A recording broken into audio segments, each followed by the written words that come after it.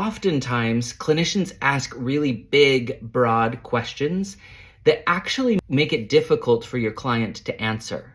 So what I mean by that is questions that are really common are like, how does that make you feel? Or what does that look like? If I say to you, like, my desired outcome is to be more courageous. And you say, well, what would that look like? That is such a big, broad question because it might look like behavior, it might look like emotion, it might look like thoughts, it might look like speech, it might look like a whole host of things. And so I kind of pause and I'm like, well, I don't know. It could look like so many things. But if you break that down into really small, simple questions, then it makes it easier for your client to answer and the description gets really, really rich.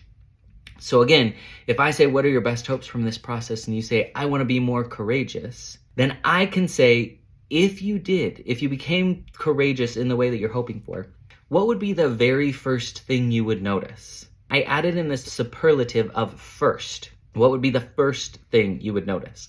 When you make that really, really small, you say, tell me one thing you would notice. It's much easier to answer because now I'm not thinking about like, how do I describe everything it would look like?